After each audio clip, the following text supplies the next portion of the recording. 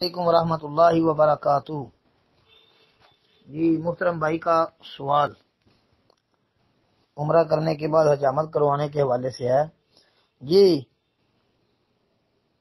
اگر ٹینڈ کروا لیں گے تو یہ زیادہ فضیلت والا عمل ہے۔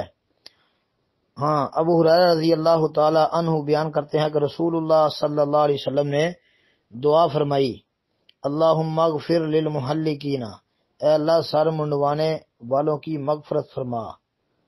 صحابہ نے عرض کیا اللہ کے نبی صلی اللہ علیہ وسلم وللمقصرین، یعنی بال کٹوانے والے جو ہیں ان کے لیے بھی یہی دعا کر دیجئے۔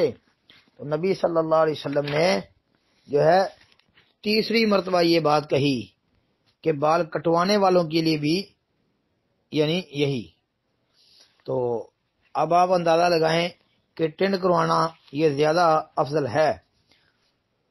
تو اگر بندہ ٹینڈ کروا لے اس طرح کے ساتھ تو یہ بہت ہی اچھی بات ہے، اور اگر بندہ ٹینڈ نہیں کرواتا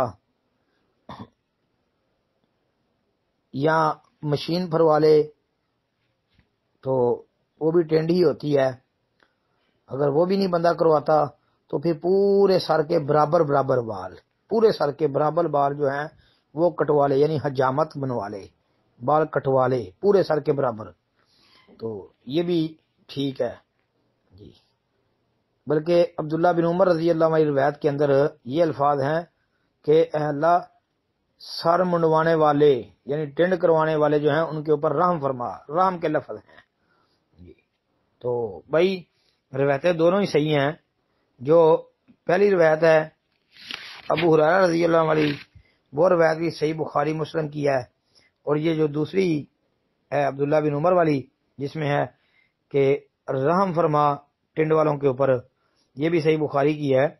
تو بہرحال بال کٹوانے چاہیے، افضل یہ ہے کہ ٹینڈ کروا لے، اگر ٹینڈ نہیں تو پورے سر کے بال برابر کٹوائے۔ ہاں یہ جو لوگ کرتے ہیں کہ کینچی پکڑ کے کہ سر کے سارے کونوں کے اوپر سے چار چفیرے سے تھوڑے تھوڑے دو دو تین تین چار چار یعنی بال پکڑتے ہیں اور ان کو کاٹ دیتے ہیں سر کے مختلف حصوں سے، تو وہ سمجھتے ہیں کہ یہ ہم نے سنت پہ عمل کر لیا۔ بھائی یہ سنت نہیں ہے، یہ تو انہوں نے ایک بہت نبی علیہ السلام کی نافرمانی والا عمل کیا ہے۔